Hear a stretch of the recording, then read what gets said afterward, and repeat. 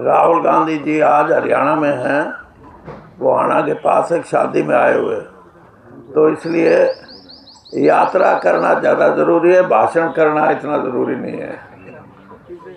वो यहाँ भी आ सकते हैं, इसलिए मैं कह रहा हूँ कि आज अपनी यात्रा देरी से चलेगी, लेकिन एक गांव से जो छोटे गांव में शामिल है और यहाँ से चल के हम एक संदेश जो भाई कुलदीप शर्मा ने आपको दिया है, कुलदीप भाई बोल लेते हैं तो फिर बस यही बात रह जाती है कि इन्होंने जिसका नाम नहीं लिया उसका मैं ले लूं। बाकी बात तो सारी आपने समझ ली। और राजनीति में गलतियां बहुत होती हैं भाई। राजनीति में तो मैं खुद अपनी गलती मानता हूं कि अगर मैं कांग्रेस छोड़ के नहीं जाता तो जो कुलदीप भाई कह रहे थे कि एक आदमी का कांग्रेस पे कब्जा नहीं होता, और यही होती है कि अगर मजबूत इरादों के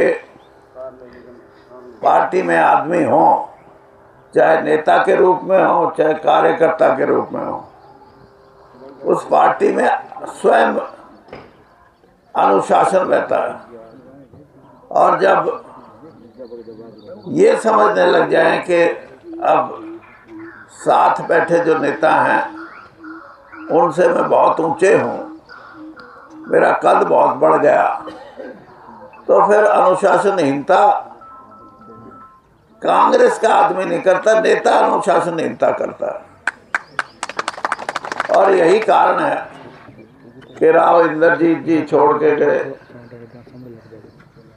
यही कारण है कि कई साथियों ने, चाहे धर्मवीर जी थे, चाहे रमेश कौशिक थे, और चाहे अब किरण चौधरी थी, लेकिन ये जो बीजेपी में गए हैं, इनको मेरी इतनी सलाह ज़रूर है कि एक एक घंटा मेरा लेक्चर सुन लेंगे तो इनको ये पता लग जाएगा कि बीजेपी इनके साथ आगे क्या करेगी।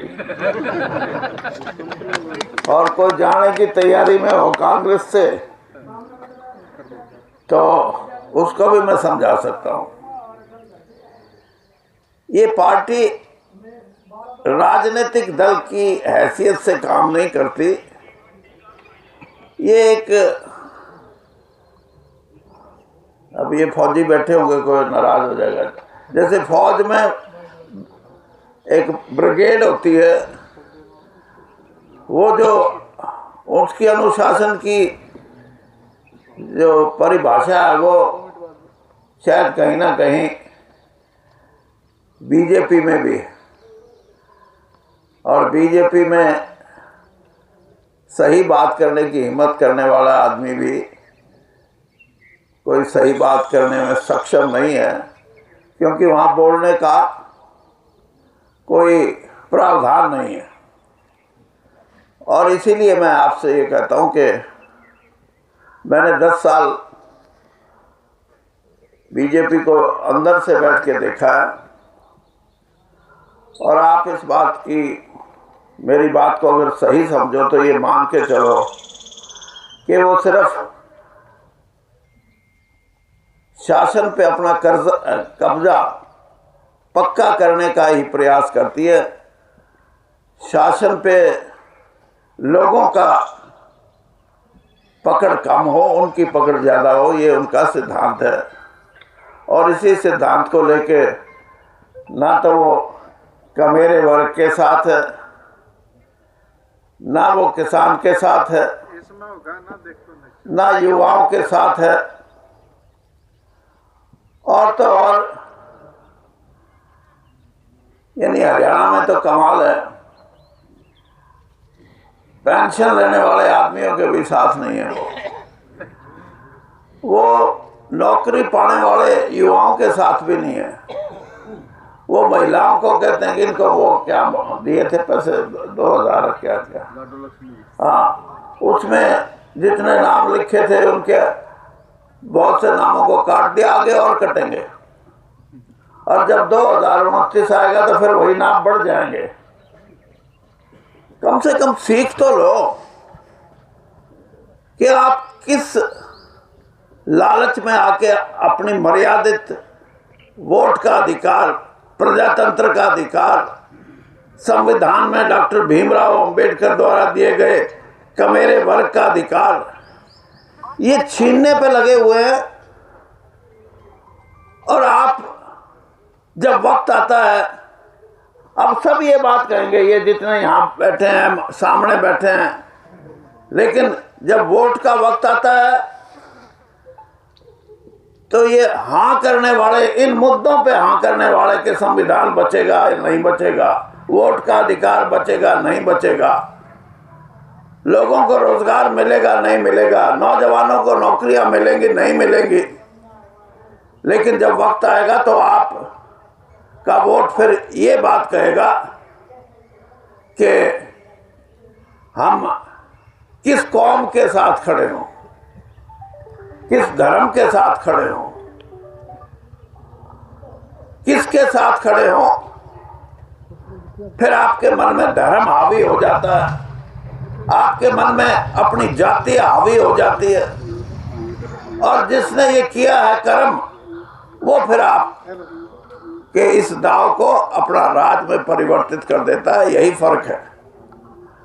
और इसीलिए ये यात्रा जो 4 साल पहले, वोट पड़ने से 4 साल पहले राहुल जी ने बृजेंद्र सिंह से और बृजेंद्र इनसे मिले, तो उन्होंने कहा कि मेरा ये इरादा है कि हरियाणा के हर चुनाव हल्के में जाके मैं सद्भाव की बात तो करूं,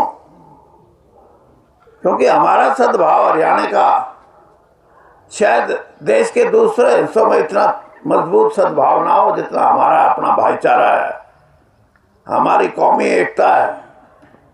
यहाँ धर्म और मजहब के नाम पे, यहाँ जाति के नाम पे हमारा कभी बंटवारा नहीं हुआ है। लेकिन जो आज सत्ता में बैठे लोग इसी बात का फायदा उठाना चाहते हैं, उनका जवाब देना सीख लो। और राहुल गांधी जी ने यही कहा था कि भाई आप जाओ, भाषा आपकी लोगों को जोड़ने की हो, और जो बखेरने वाली ताकतें हैं उनको लोगों तक पहुंचाओ, उनके इरादे क्या हैं। तो इसलिए ये बड़ी बात है। और यात्रा में आपको सफलता भी मिल रही है, आगे बड़ी सफलता भी आपको मिल सकती है, क्योंकि लोग जुड़ रहे हैं। कांग्रेस का कोई साथी ये समझ के कि मैं तो बड़ा नेता हूं और मुझे तो जब दिखेगा, मैं जानता हूं इनको, हाँ, जब दिखेगा कि तो मामला जम गया तो फिर ये कहेंगे मेरी तो टांग में दर्द रहता था इसलिए नहीं आया। कोई कहेगा मेरे को हार्ट की प्रॉब्लम थी, दिल की प्रॉब्लम थी, दिल की तो उनको है ही। दिल की अगर पूरा दिल जोड़ के चले तो जब मैं 80 साल का चल सकता हूँ तो मेरे से 1.5 साल वाला तो बहुत अच्छी तरह चल सकता है। लेकिन 1.5 साल वाले को दिल की चिंता नहीं है, चौधर की चिंता है।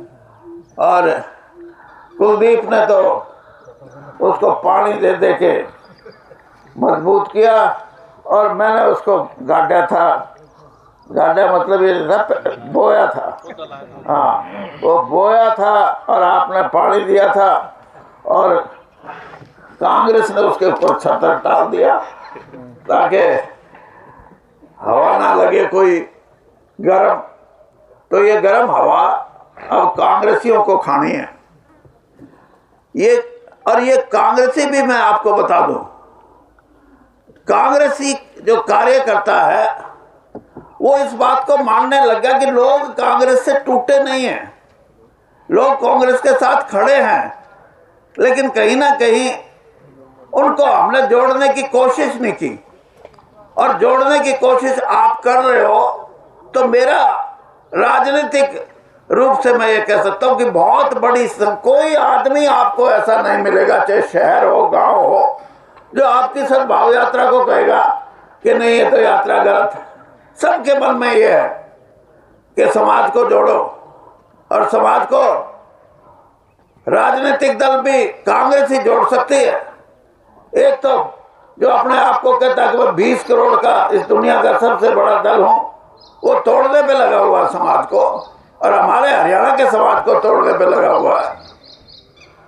और दूसरे जो छोटे दल हैं, उनकी आज हैसियत नहीं है